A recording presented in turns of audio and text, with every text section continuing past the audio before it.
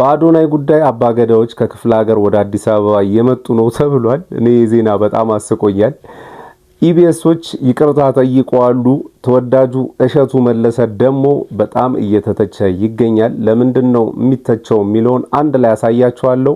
ሰላም ውድ ሀገሬ ልጆች እንዴት ናችሁ? ዛሬም እንደተለመደው ከሶሻል ሚዲያ አነጋጋሪና አዝናኝ የሆኑ ቪዲዮዎችን ይዤላችሁ ቀርብ ያለው። ለዚህ ቻናል አዲስ ከሆናችሁ ላይክ፣ ሼር፣ ሰብስክራይብ በማድረግ ይህን ጨዋ ፋሚሊ መቀላቀል ትችላላችሁ። ሐሳብ አስተያየቶቻችሁን በጨዋ ደንብ ኮሜንት ሴክሽን ላይ ስጡኝ። እንደተለመደው ማይ ፋሚሊ ይህን ቪዲዮ ላይክ አድርገን እንጀምራለን። ወደ ቪዲዮ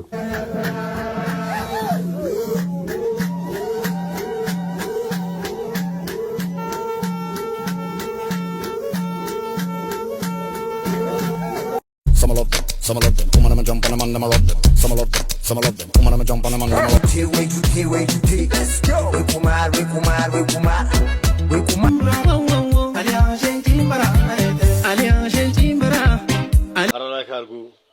ላይክ አርጉ። ሰበር መረጃ ተሰምቷል። ቲክቶከር አዶናይ እንዲሁም ሌሎችን ከእስር ለማስፈታት የተወጣጡ ልኡካን አባገዳዎች ወደ አዲስ አበባ ጉዞ ጀምሯል። በጉዞው መካከል እንግዲህ በቲክቶክ አካውንት የምናውቀው ምንቴ ቢሊየነርም ይገኝበታል። እንዲሁም ገዳ ኢንቨስትመንት ግሩፕም ሌላ ሐሳብን ይዞልን መጥቷል። ይህን መረጃ ሁላችሁም እስከመጨረሻው በማድመጥ ለወዳጅ ወገኖቻችሁ ሼር በማድረግ ሐሳቡን እንድታጋሩልን ስንል በትህትና እንጠይቃለን። በገዳ ስርዓት ወጥተው ይቅርታን ጠይቀው ህዝብን ታርቀው ኃላፊነትን ይህ ተቋም ወስዶ ህዝብ ጋርም የሚቀላቀሉ ይሆናልም ብለውናል። በቲክቶከሩ እንዲሁም ደግሞ በሌሎቹ ጉዳይ እኔም ከዚህ በፊት የግል አስተያየትን ስሰጥ እንደነበር ሁላችሁም ታውቃላችሁ። አሁን ግን ጉዳዩ በአባ ገዳ ስለተያዘ ያው እኔም ፍሮም ሳም አይደለው ከማዛመድ ከማሳረቅ ውጭ አማራጭ የለኝም በሚል እኔም ተቀላቀያለሁ። እንግዲህ ሰላም ለሁላችሁ። ዛሬ የምናወራው ስለ ሰላም፣ ስለ ፍትህና ስለ ወጣቶች ዕጣ ፈንታ ነው። አባቶቻችንን ያቆዩልን። የገዳ ስርዓት ግጭትን በግፍ አይፈታም፣ በእርቅ ይፈታዋል። ግጭት ሲኖር የመጀመሪያ የሚመረጠው መንገድ ውይይት ነው። ቅጣት ከመጀመሪያው አይመጣም፣ እርቅ ይቀድማል። ሰው ይሰማል፣ ማህበረሰብ ይታረቃል።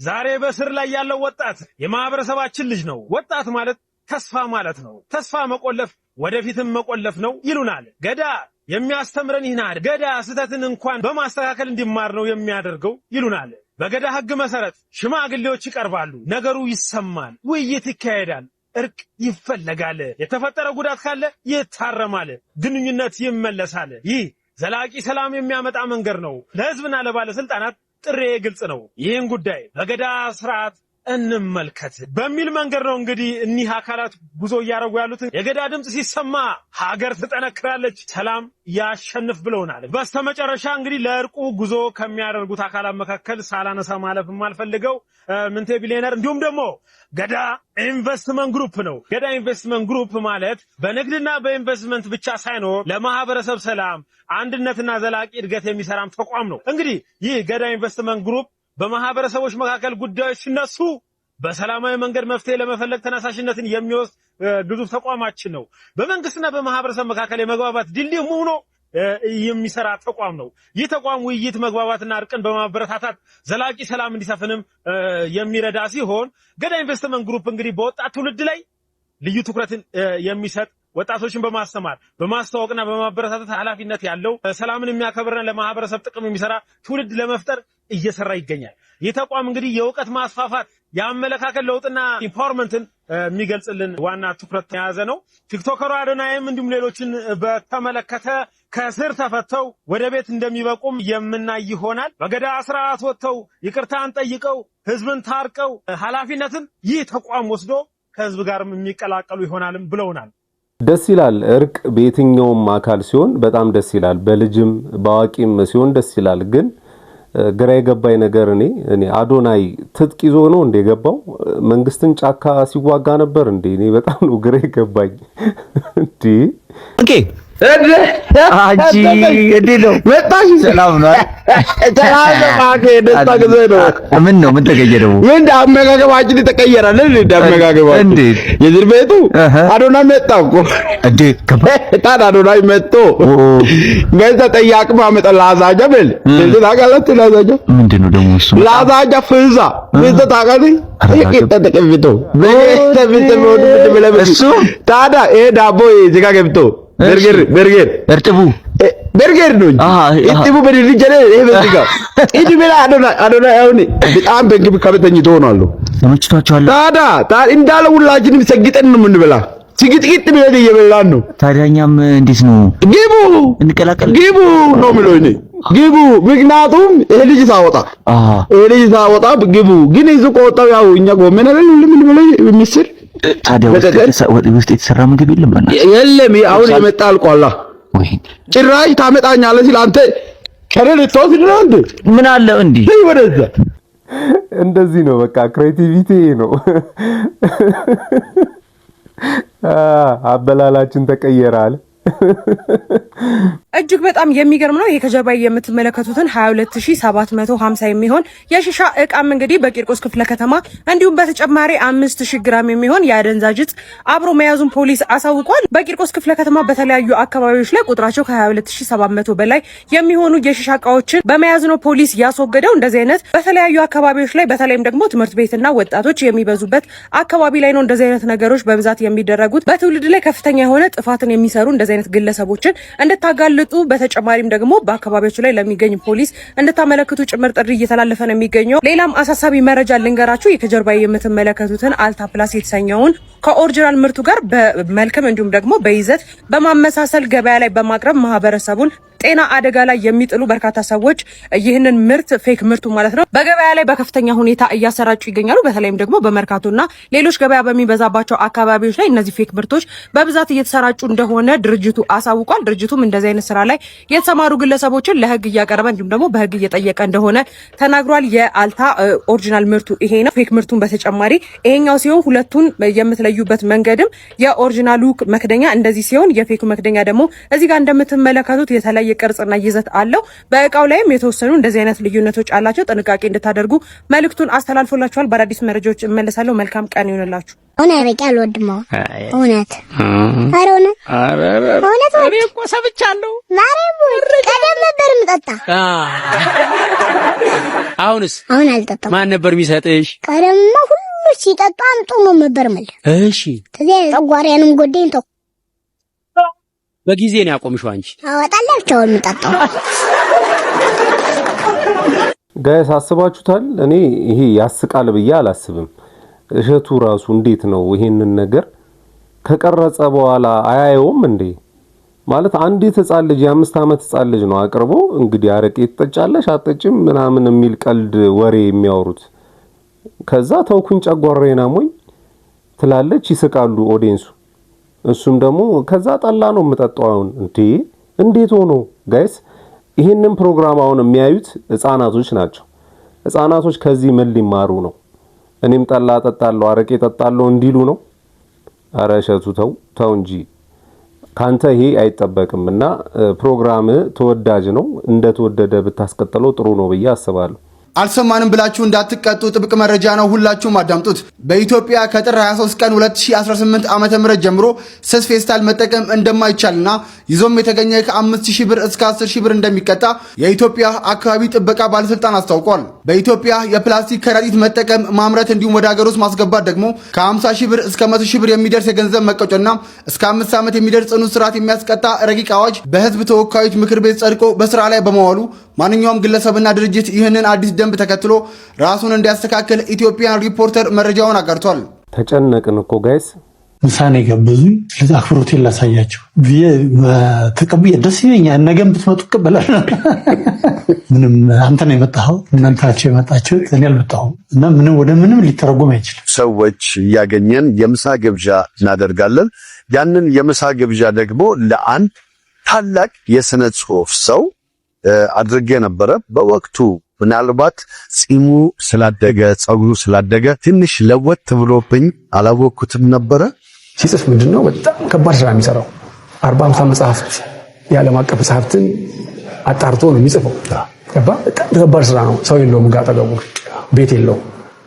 ገባ?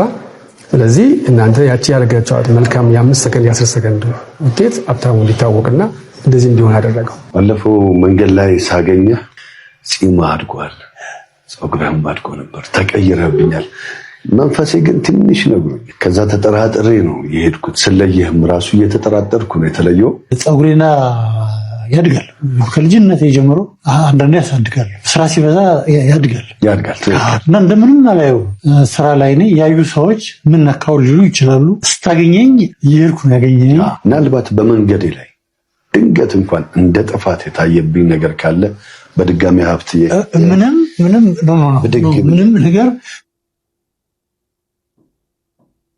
ምንም ነገር የለም። ብዙ አይደለም። ምንም ሊቅርታ የሚያስጠይቅ ነገር አልገጠመኝም። ግለሰብ አይደለም ያየሁት፣ ያኔ ድርጅት ነው ያየሁት እና ይሄ ተቋም ምን እየሰራ ነው ብዬ ጠይቄያለሁ በልቤ እና ምሳ ስትጋብዘኝ ሀብታሙ መሆኔን አውቀው ያደረጉት ነው ብዬ አላሰብኩም። ግን አንድ ነገር እየሰሩ ነው። ያው ይሄ ቪዲዮ ብዙዎችን ሲያነጋግር ነበረ። ኢቢኤስንም ያስተቸ ቪዲዮ ነው። ዳኒ እንግዲህ ስላላወቀው ነው። አብዛኛው ደራሲያን የሚጽፉ ሰዎች ምናምን በፎቶ በቪዲዮ ምናምን ብዙ ጊዜ አይታወቁም እና እኔም አላቃቸውም። ሰውየው ምናልባት በጣም አንባቢ ስትሆኑ እንደዚህ አይነት ሰዎችን ልታውቁ ትችላላችሁ። ግን ይሄ ጉዳይ ዳኒን የሚያስወቅስ ወይ ደግሞ ኢቢኤስን የሚያስወቅስ ነገር ነው ብዬ እኔ አላስብም። በ2030 መጣል የሚጀምረው የፈስ ግብር ወይም ፍላቱለንስ ታክስ እንዲቆያችሁ ጠበቃ ሰብለስፋኒ እንግዲህ የተለያዩ ሀገራት የታክስ መሰረታቸውን ለማስፋት የሚጠቀሙባቸው በጣም አስገራሚ የሆኑ የተለያዩ አካሄዶች አሉ። በዚህ ረገድ ዴንማርክ በ2030 ትተገብረዋለች የተባለው ይሄ የፈስ ግብር የሚባለው ነገር በጣም አነጋጋሪ ሆኗል። ይሄ ነገር እንግዲህ ምንድነው?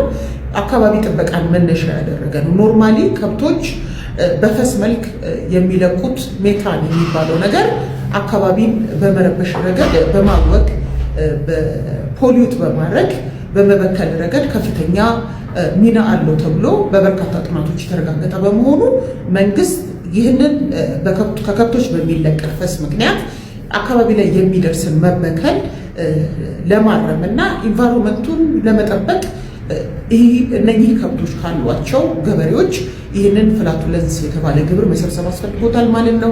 ስለሆነም ይሄ ግብር ከ2030 ጀምሮ የሚሰበሰብ ሲሆን በቶን 300 የዴንማርክ ክሮነር የመክፈል ግዴታ ተጥሮበታል ማለት ነው ገበሬው። ይህ እንግዲህ በተወሰነ መልኩ የግብርን መሰረት ለማስፋትም አካባቢንም ለመጠበቅ የተደረገ ነው ተብሏል ማለት ነው። መሰል ጠቃሚ መልሶች ታገኙ የናካው እንደሚከታተሉ መሰከረ። እንዴት ነው ግን እኔ አልገባኝም። ቆይ ቂጣቸው ላይ የሚገጠም ማሽን አለ ሲፈሱ የሚቆጥር ማለት ነው። አንተ 10 ፈስተሃል፣ አንቺ 20 ፈስተሻል፣ ይሄን ያህል ግብር ክፈይ። አረ ጉዴ! ዓለማችን ወዴት እየሄደች ነው ጋይስ? በጣም ወድጃታለሁ። ከጓደኛዬ ጋር አስተዋውቅሻለሁ ብያት ነው። ሰውዬ እኔ ሁሉ ተራዬ ላይ ሰው ይገባብኛል። አስተዋውቀኝና ልሂድ። መጣች፣ በቃ ይሁን እንደው መጣች። አስተዋውቃለሁ። እርምን ቺክ ቢያደርግልህ ጆሲ ፌቢ እንዴት ነሽ? ሰላም አለሁልሽ። ጓደኛዬ ያልኩሽ እኮ ቆይ፣ ሰላም ነው? ፓይለት ያልከኝ እሷ ነው? አዎ ፌቢ። ፓይለት እንደዚህ ነው ሰላም የምትለው? ታዲያ እንዴት ነው? ፌቢታ ይኸውልሽ፣ በሰፊው በተከበረው ኢትዮጵያ ሕዝብ ስምና እኔ በግሌ ለሀገራችን ስለምትሰጪው አገልግሎት ከልብ ነው የምናመሰግነው። ጆሲ ጓደኛ በጣም በሰልኩብሽ አይደል? ምን ላድርግ? አባቴ ፕሮፌሰር፣ እናቴ ዶክተር፣ ከተማረ ቤተሰብ። ኧረ አባቱ ወዛደር ነው አንተ። ይኸውልሽ እውቀት ያልዳሰ ሰው ገላ ይጮሃል። ምን ላድርግ? ምን እያልክ ነው? ምንሽ ፌቢታ ብቻሽ እንደምትኖሪ ሰማሁ።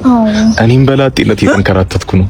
ታዲያ ለምን አንድ ላይ? ኧረ ፌበንዬ በሴቶች ተከቦ ነው የሚውለው፣ ጭፈራ ቤት ነው የሚያድረው። አይደለም እውነት ነው። ይኸውልሽ ይሄንን አልክድሽም፣ አልኮራበትም። አንገታቸው ላይ ቢራቢሮ ታቱ ከተነቀሱ ሴቶች ጋር እንዳለ ሬድ ፍላግ በእነሱ ተከብቤ ነው። አውጪኝ እኮ እያልኩሽ እኮ አድኝኝ። ከዛ ይሄ አየር መንገዳችን ለእኛ እንደሆነን አለኝታ፣ አንቺ ለተሳፋሪዎችሽ እንደሆንሽ መከታ። ታዲያ ለምን አብረን አንፍታታ እንዴ? ይለኛል የኔ ማር። እስኪ በፍቅር እንበል ብርር። ታዲያ በዚህኛው ዙር ተሳፋሪ እንዳይኖር የልጁ ላይ እንደቀማኝ ተሳፋሪው ብቻውን ቀረ። ለማንኛውም ማይ ፋሚሊ ለዛሬ ያስኩላችሁ ቪዲዮ ይሄንን ይመስል ነበረ። እንደተማራችሁበት እንዲሁም እንደተዝናናችሁበት ምንም ጥርጥር የለኝም። ሌላ ጊዜ በተሻለ ቪዲዮ እስከምንገናኝ ድረስ ማጣት አያገኛችሁ፣ ማግኘት አይለፋችሁ። ሰላም ሁኑልኝ።